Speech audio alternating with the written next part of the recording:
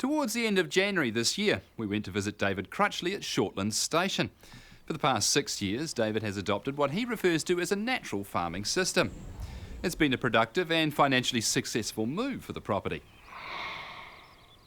I asked for a lot of advice and I'm still getting what I call conventional advice. I think conventional is the wrong word because I'd probably call it modern advice. So I decided to do some research and I found very, very interesting science came out in the 1920s and basically went back to a natural farming system. I interviewed any fertiliser rep wanted to come up the drive and have a yarn. Most of them were just salesmen and had a product to sell it. And when I asked for the science, there was no science. And I wasn't prepared to take it. But one day, chap Bill Thompson came up the drive and we're sitting at the table having a cup of coffee and he started explaining what would be happening on the farm. He said, you'll have no sustainability in your grasses. Your sheep dung and cow dung won't be decomposing. And I'm saying, yeah. And your soils will just have a harsh look. And I said, well, I've pretty like your story, it's what I've heard, and I think we'll do half our fertiliser program with that. And Charles was sitting there and he said, no, Dad, we're not going to do half it, we're going to do the whole lot because I'm sick of it having no grass. And we went in and away we went. We went to a system called Grow Farm that really taught us how to measure each unit of stock category of where the profit was coming from. Our gross farm income's at least trebled, if not quadrupled. We've got a few dairy grazing heifers on at the moment. Probably the good thing about them, if the drought continues, they're flexible and they may have to go, but that's an issue. But it's one of the important parts about being flexible. Our water rate is for 112 litres per second, but at the moment we're taking about 30, 35. We used to be an old wild flood system. Then in 2001 we put the K-line system in and it's a pretty good system in the fact that it's all gravity. At the moment we've just got the dairy heifer grazers and then we've got the finishing lambs. So these lambs were weighed off yesterday, the tops were taken out and these lambs are in the 33 to 38 kilogram category and they're all contracted into weight throws to go. The main ewe flocks, so Texel, Romney, touch of Herondale. We take the bottom third of our ewes and put to a black-faced ram. So we just keep breeding off the top percentage of ewes.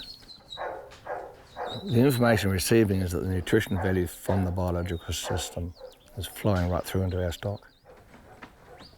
We've done quite a major cutting trial with a little group called Accurate Yield Limited, and we found that the meat in our carcasses is 16% more than the industry average.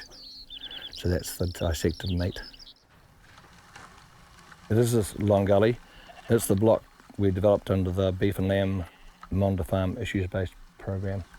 It's been totally developed under a biological system.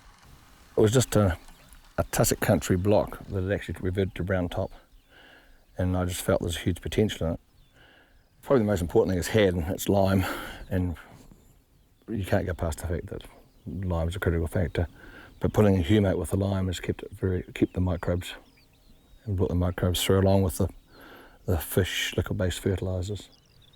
Before we developed, we used to lamb 150, 200 ewes in the whole block, and this year we lamb 700.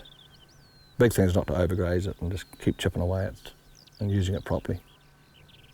It's not good because we had extra rainfall, it's good because it was just locked up and the biological process has kept the moisture in the soils and the root structure below here will be very, very good.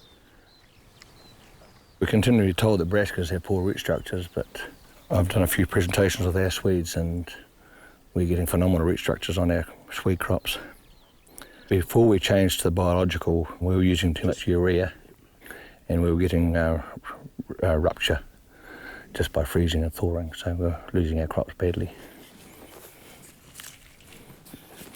There's no acid-based fertilisers in here, it's just a lot of lime and humate.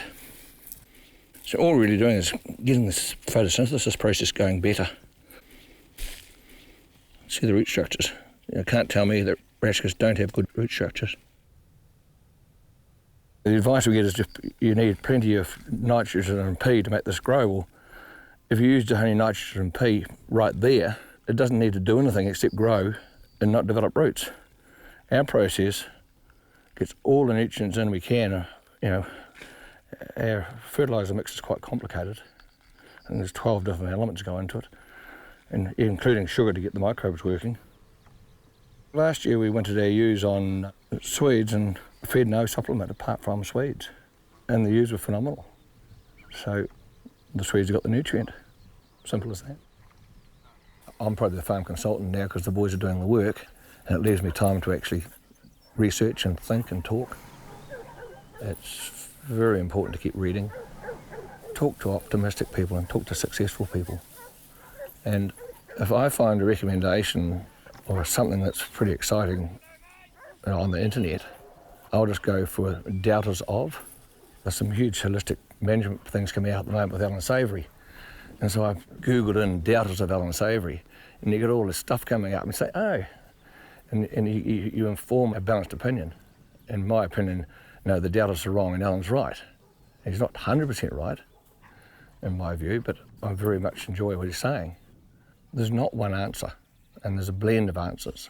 And I quite like going the full natural way, but at the same time I'm not averse to chucking a bit of chemical when we need it. I don't like doing it, but sometimes you have to.